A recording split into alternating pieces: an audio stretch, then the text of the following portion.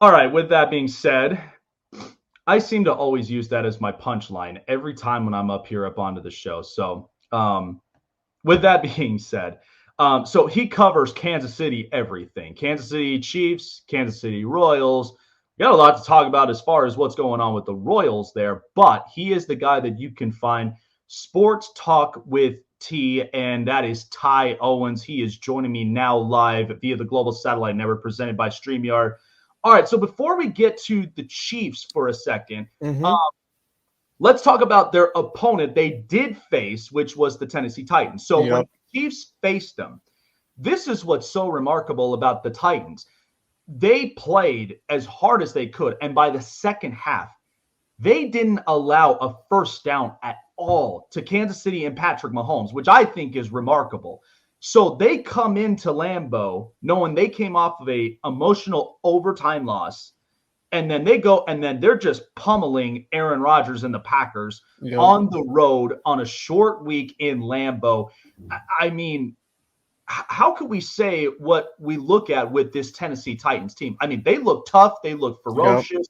They're the kind of team that you step on their turf, they're just going to sock you in the mouth, expedite you in FedEx, and then they're just going to keep on going through the rest of the season. What have you seen watching that game too with Kansas City and then in this game with Green Bay, what the Titans' identity is?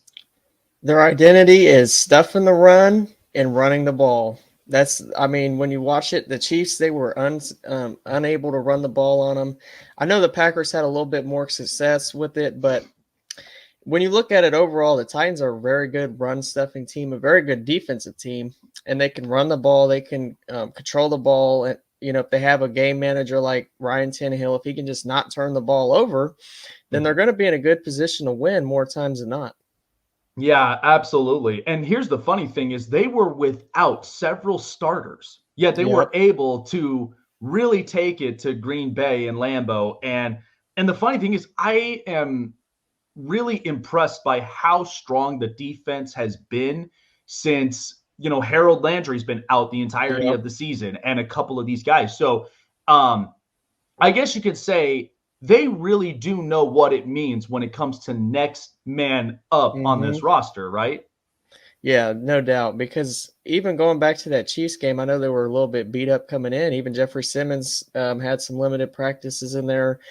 So it is next man up down there because they got guys like Bud Dupree, who when he went down, Rashad Weaver stepped up and was able to create some pressure.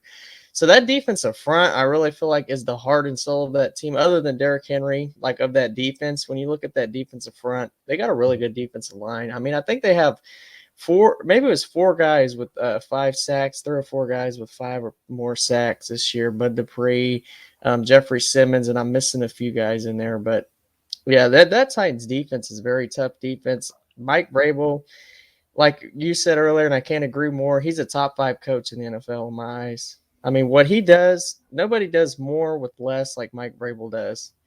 Yeah, I mean, and when you look he's at that roster, some coaches would not even be able to get this team to win that sad division, the AFC South. yeah, it's incredible because the fact that, I mean, we've all watched Mike Vrabel as a Yep. player in New England, and we watched how, how I think how energetic he really was on the field. I mean, I remember seeing it. I remember the time when Tom Brady threw him that touchdown pass and just how excited he was being up on the field, playing with a lot of grown men and really just, taking that experience and then thriving it with all these young players in Tennessee, I think is incredible. And to mention about the defensive front, I mean, think about it. They lost Jarrell Casey, which Yep. was a big time run stopper, and then yet the formula never changed. So I think that that's what's incredible. And people think, yeah, in a lopsided division like the South, I mean, the Colts right now are a mess. They're all Yep. just kind of, I've said this over and over again. I think this was definitely ownership's responsibility for this because when Jim Irsay's in his one of his moods, he just wants to kick everybody out if you're Yep. not on his good side. And then, you know, Jacksonville, Trevor Lawrence is going to clean things up because with him and Doug Peterson, it's going to take some time. They did get another wide receiver, and Yep. hopefully by the time he's available, we may see a different Jacksonville team. And, Houston is Houston. They're rebuilding. It's unfortunate because of just what they've gone through now in the last few years. Yep. But to see Tennessee, and they have a winning record, they stay stable. So I'm almost thinking that watching the playoffs, they're going to be one of those dangerous teams that Yep. even if they're not the number one seed, they're just going to haunt you anywhere that they are at. And maybe that's exactly how they shaped it in the last few years they've been in the playoffs. Yep. It's because of their style of football, it translates so well in the postseason. When you talk about being able to run the ball, the weather's a little bit colder, being able to stop the run, and then just having, they lost that game to the Bengals last year, and it's because Ryan Tannehill turned the ball over 2 or 3 times in that game, and they still only lost, I believe it was like 3 or 7 points. It's a very close game. So they're a team you don't want to have to play. I mean, when you get in the playoffs and you're matched up with them, you're like, damn, I didn't want to get matched up with them because they're just such a hard-nosed team. Yeah, and anything could possibly happen Yep. by the end of it. You know what I mean?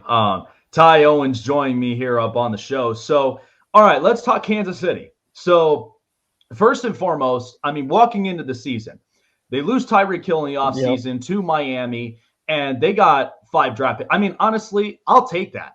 I'll take the 5 draft picks, and knowing that shedding some draft capital, and at the same time, it's giving me opportunities to spend the money elsewhere. So now, Patrick Mahomes, as great as he is, he's thrown it to 10 different people, and they've all scored a touchdown. You still have a reliable target in Travis Kelce. Now, Juju Smith-Schuster and MVS, they've kind of been banged up a little bit, but there are some guys that have been stepping up. I do, however, want to talk about Kadarius Toney. I spoke about this to a Giants content creator. She's absolutely fantastic. And when I mentioned about this, I said, Kadarius Toney, he's not a Tyreek Hill, but he can give you the speed. He can give you the hands, and he could give you what he puts to the table for the Chiefs. What have you seen with Kadarius Toney now in the last 2 weeks that you're kind of feeling like this guy's going to help us to open more of this playbook? What do you think? Well, I really think it has a lot to do with it only being 2 weeks because he had 90 yards last week, and guys struggle to get in this offense. I mean, I've seen it in the past. Even, Josh Gordon, I wouldn't want to compare him to Kadarius Toney at this point in their careers, but Josh Gordon came in here. He was supposed to be somewhat of an X factor last year, and he never got it going, whatever. He could never learn the offense. Kadarius Toney, and I know Patrick Mahomes said this in a press conference, that he's been in the facility just as much as him. He's been willing to learn, talking to Mahomes, reaching out to him, having questions and stuff like that. So that willingness to learn, I think Andy Reid saw that and was eager to just, let's use this guy because, like you said, he does bring the speed element. There's one thing that he's a little bit taller than Tyreek Hill, as we've seen on that sideline catch on Sunday. Mahomes threw that jump ball up to him, and Mahomes, he don't throw up very many jump balls. So for him to do that shows that he's got a lot of trust in him, and it came really fast. So I just think the ceiling for Toney is very high, especially in this offense where he fits it so perfectly. Mm-hmm. Yeah, and honestly, like looking at Kadarius Toney, I mean, he needed something to give because of the fact of, just injury histories. And I mean, I did love watching him at Florida when he came in and watching that offense and how it was playing. I said, if you put him on a speed style offense, I mean, the Dolphins are built for speed. Kansas City could definitely utilize speed. There are some teams that could really utilize speed all around this league. I mean, that's what the league's transitioned to. But I think being in Kansas City and around people like Andy Reid, who is a terrific play designer and a play caller, and then you have Patrick Mahomes, who's just that unbelievable. He's just going to throw the ball exactly where it needs to be. And if they're in rhythm and communication is flowing, that's how Kansas City is just going to haunt you down the field. But think about too, like just the defensive portions of it, because we know that there's been a couple of hits. And I think the one thing about Kansas City, which I think will be tough, they are a playoff team. But if, let's say, you come into a matchup like against Buffalo again, or maybe potentially, I mean, I've been seeing Baltimore and Lamar Jackson throw the football well. and then even Tennessee, who they just know how to ground and pound. The one thing I think seeing Kansas City that is a struggle is the over the top coverage. I don't Yep. know if there's really a simple solution to that problem, how Kansas City may be able to do that. What do you think is something Steve Spagnuolo, for as long as he's been a defensive coordinator, how he can be able to adjust this and hopefully adjust it to the right time before playoffs? Yeah, so what I think Steve Spagnuolo is doing right now is it's like trial by fire. We got all these all these young corners, and even in that last Chargers game, you've seen it. He likes to blitz so damn much. It kind of drives me crazy, man. I'm not gonna lie, with all the blitzes he does, but it leaves some of these guys out on an island. And when you're going up against a guy like a Mike Williams, a Stephon Diggs, a Gabe, when you're going up against those kind of guys, they're gonna get beat. I mean, maybe Trent McDuffie will be able to hold his own. We'll see this week, but I really think it's trial by fire, but I think come playoff time, he's going to be willing to give more safety help, maybe less blitzes. But that also all starts with our defensive line being able to get pressure without having to blitz. Yeah, and it is incredible because the fact that I've been very curious about how Trent McDuffie has really been doing. I watched him several times in Washington. I think he'll very much be a shutdown type corner, somebody that can match up to speed very well. But even too, losing Travarius Ward, I mean, I'm sure that had to have taken a hit for Kansas City, but yet picking up Reed from San Francisco, you're just kind of, not saying getting by, but you're kind of utilizing a lot of just what secondaries you got. And then in order to really mesh with them as far as the passing game goes on the opposing sides and trying to shut it down any way you possibly can. Because I've said this several times. I've said that the one person I know has been a liability has been Daniel Sorensen.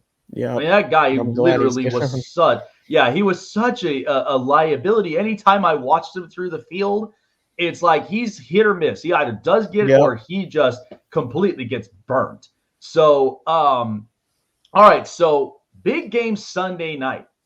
And listen, me personally as a Charger fan, I don't throw my fandom here in the show, but I really have been enjoying this, and for the next few years ahead. I mean, this is like a 15, close to a 17-year rivalry between Patrick Mahomes and Justin Herbert. So the first meet, I loved how pressurizing the atmosphere was in week 2, because I thought that was what all of us as football fans, Thursday Night Football on Amazon, the first game you kick it off is the Chargers and Chiefs.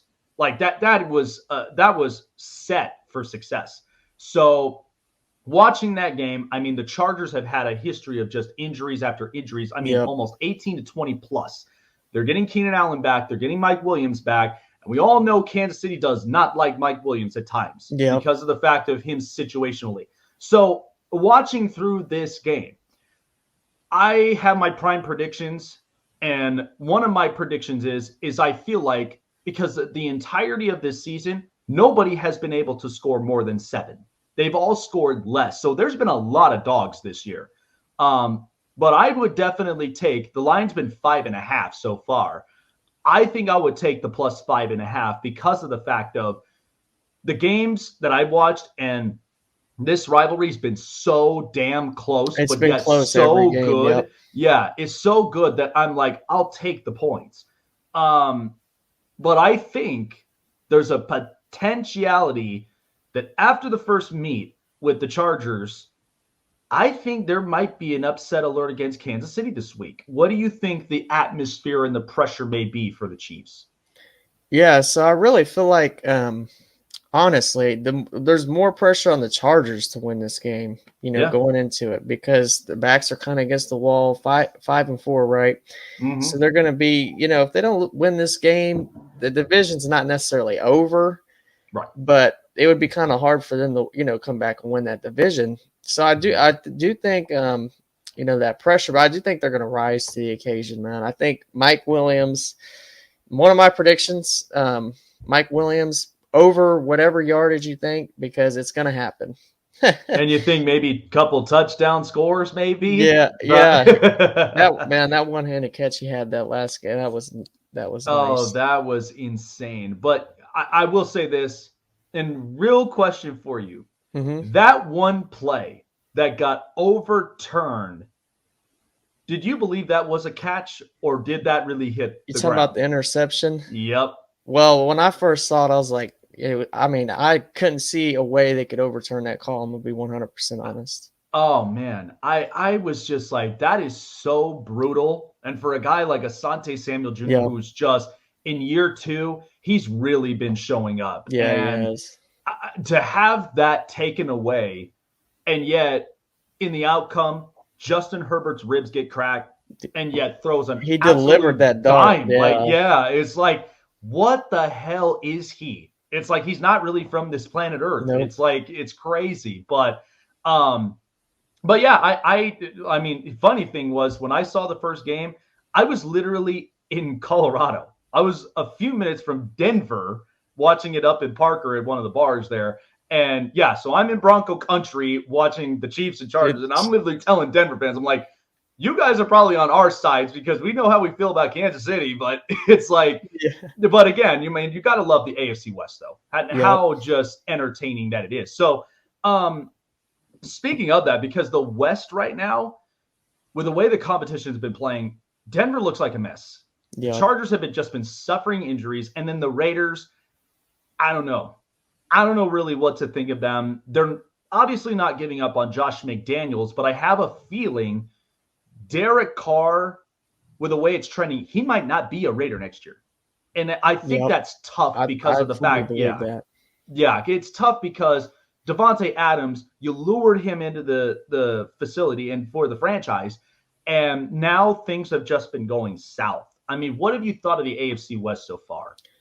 It's not lived up to expectations. I mean, before this season, I said this is the toughest division in football, and I Yeah, mean, I thought 3 teams could make it out of the, make it to the playoffs out of this division, but it's really not lived up to expectations. I think the Chargers is one thing because of all the injuries, but the Raiders and Broncos, what's going on in Vegas? I mean, you got Derek Carr, and like you said, they lured Devontae Adams in. I 100% agree with you. I think Derek Carr is going to be gone because yeah, they saved money. He's not playing well. Josh McDaniels probably wants to go and draft, especially if they're high in the draft. Why wouldn't you go get a guy like a CJ Stroud or a Bryce Young?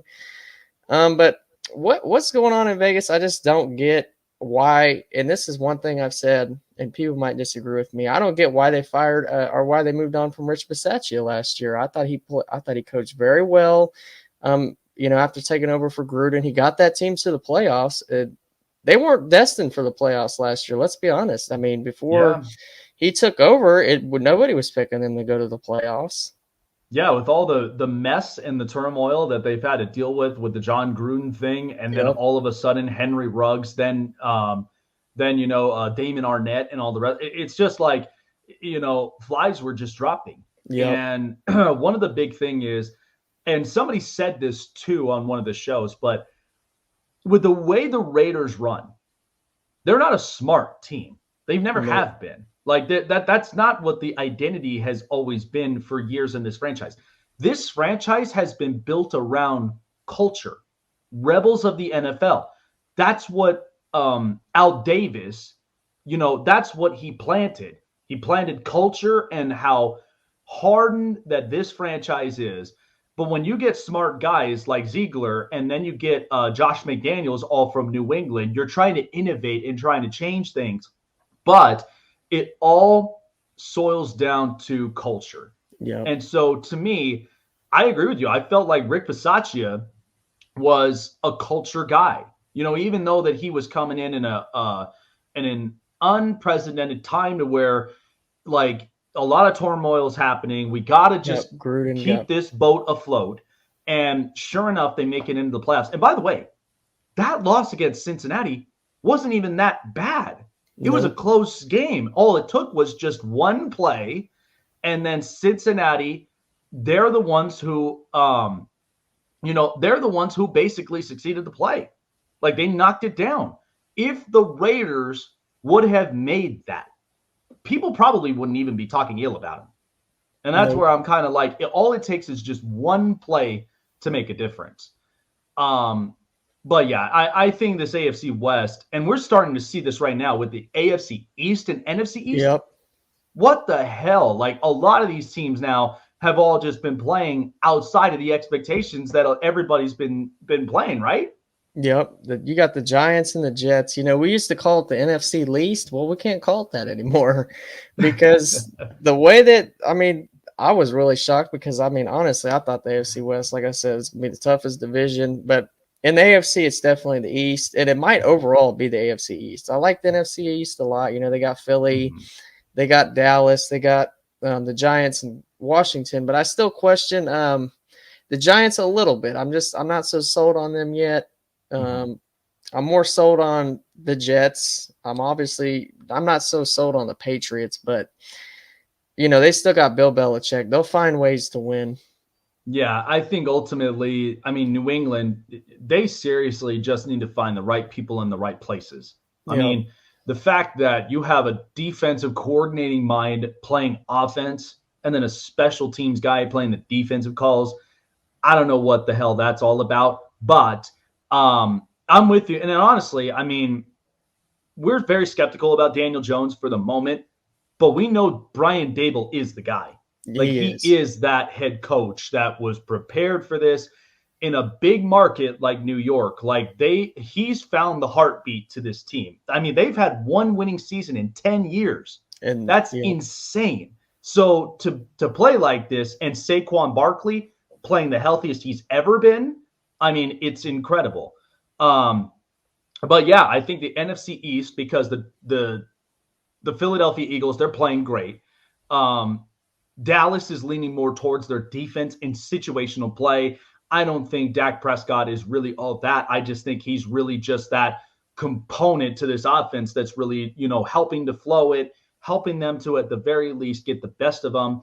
And, the Giants, Brian Daboll's great. And Washington, they're just living off of the Heineke moment. Yeah. And I don't know what Washington may end up doing down the road, but that's left to be said. Real quick, so the Kansas City Royals, so this was interesting to me. I caught this on the corner of my eye, and to see this, you've been to Kauffman Stadium many times. And I think it's a beautiful stadium. It is. I do think with the waterfalls, with that backdrop right there in center field. And by the way, I said this, my favorite World Series, I kid you not, Giants Royals 2014. I thought that was my favorite World Series because both teams were playing small ball. Yep. Both teams' pitching staffs were great. They were pitching situationally out of their minds. And all it took, and this is funny, we watched the playoffs in the NFL. All it took was one play. Yep. In that postseason, in that World Series, all it took was just one hit. All it took was one hit to change things. And and for as close as that game was, Alex Gordon was 90 feet away.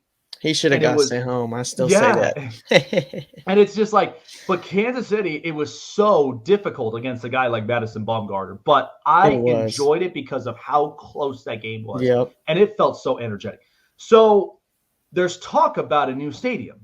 I'm a little shocked because I'm watching the years with, watching rerun tapes of George Brett and that 85 Royals team, and then what they were from 14 and to 15.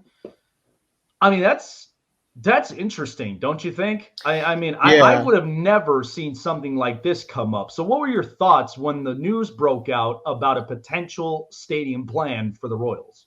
Well, they had been kind of talking about it, and they were like, oh, we're just going over our options. We're really not looking into that. And then this happened during the offseason. I think it just all starts with the new owner. He wants to build something different. He wants to, kind of change things around here. Mm-hmm. I think Kauffman Stadium is, honestly, I'll say it, a top 10 stadium in the league. Yeah. I've not been to very many other stadiums, but I love Kauffman Stadium. I love going there. And the problem with they want to move the stadium downtown, well, downtown Kansas City doesn't have very much public transportation. Right. some other cities. So people are going to be having to walk a lot, or, parking situations going to be a little messed up, not unless they build some garages or something like that. But Mhm. it wasn't very shocking to me just because of, it's been talked about, kind of brought up. But a lot of people around here don't think we need a new stadium. I personally don't think we need one, but I mean, he wants to build one and he don't want to charge any more tax money, then certainly go ahead and build it. But that's not how that works. So Mhm. Yeah, and again, I find that really interesting. And I tell a lot of people, like, when it comes to stadium plans, it's not that simple. You really yep. have to think about the city itself, the landmarks. You have to think about the population and how it's able to attract, whether it's locals or it's tourists that come out, to Kansas City. I mean, I've heard a lot of great things of Kansas City. I mean, to me, I'm a foodie person and I'm Yep. down for Kansas City barbecue. So I I have yet to visit Kansas City and see what it's like up over there, but I did have a family member of mine who's lived in St. Louis, and she's told me a lot about what the vibe is, especially sports teams. If you're either a fan of Kansas City or St. Louis, some of the times they don't really like that much of each other. Yep. You're either on one That's side true. or the other of that I-90 belt. So it's like, but it's a great atmosphere. But it is interesting, though, because Kauffman Stadium, I agree with you. I think it's a beautiful stadium. I do think that just the infrastructure of the stadium itself, I mean, the backdrop, the Yep, the fountains, fountains, and then, of course, too, I mean, on that left field side where you got all the Hall of Fame the Hall of names Fame. there, That's pretty cool like, too. yeah, absolutely. And I'll actually tell you this. This is a little small story before we go, but believe it or not, one of those Kansas City Royals Hall of Famers, number 29. You remember exactly who that is? I'll be honest, I can't remember off the top of my head. So 29. Mike Sweeney. Okay. Yep. He was an all-time, first baseman DH guy. So believe it or not, my stepdad, my pops, he was actually the starting catcher in high school, and his backup was Mike Sweeney. Wow, that's And crazy. the crazy thing about this, and this was in California, this was all up like near Chaffey High School up in Ontario, and how Mike Sweeney even got up to being in the major leagues was because of one crucial play. It was a collision at the plate, and it blew his knee, and that's how Mike Sweeney was able Oh, to get in. that's And sure crazy. enough, the rest of the history, he's now a Kansas City Royal Hall of Yep. Famer. Like, I wanted to tell you that because I was like, knowing the Kansas City Royals, like, that's a crazy freaking story. Yeah, But it it's like, is. but I love baseball. I've grown up watching baseball, baseball guy.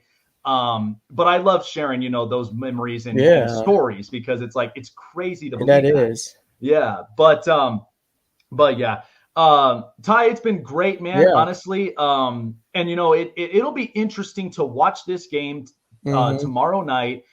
And I mean, I love this rivalry. Justin Herbert and Patrick Mahomes, those two, like, we can agree to disagree. I think those two are primed to be. Patrick Mahomes already has a Super Bowl on his belt. But at some point, Justin Herbert's going to have one. No, And I agree I with think that. this will be a great narrative because it's two great quarterbacks in the same division. And In the both of same which, era. right, and the both of them are kind of standing in each other's way Yep. of greatness and of course of, getting that team over the hump through whether it's the regular season or the postseason. Like, that's what's so exciting about it in the NFL today. So I have yet to see those moments there. But man, this has literally been a rivalry in 15 years in the making that I will not stop watching the television Me for too. because it's insane. Um, but yeah, it was great having you up on here, Yeah, Ty. thanks. Thanks for having me. We'll definitely do this again. So for all of our Yeah. listeners and viewers, where can people find your social medias? Yeah, so you can find me at the Sports Talk with T on Instagram, Twitter, Facebook, TikTok, and YouTube. And then also, I've been working with the Sports Empire Network a little bit, so you can find me over there. And then post game, you can find me over at the Arrowhead Chief Podcast. Normally we do a post-game show after the game, but since it's late, we're going to go ahead and do it Monday. All right. Well, there you go. That's where you can find Ty Thank you for Owens, having me. Sports Talk. Absolutely, man. Sports Talk with T. That's where you'll find him. And of course, tune in, guys, because after this show, we've definitely got a Chiefs Chargers preview. So, of course, you're seeing a little bit of the preview now, but wait till you get into the actual fans' reaction of the preview. You don't want to miss that. That'll be at 8 a.m. Pacific, 11 a.m. Eastern Standard Time. So definitely tune in. All right, Ty. Well, we'll definitely see you later here. Have a great weekend, and we will definitely see you a little later on. Yep. Thanks, man. Not a problem. All right. Ty Owens there for you. I mean,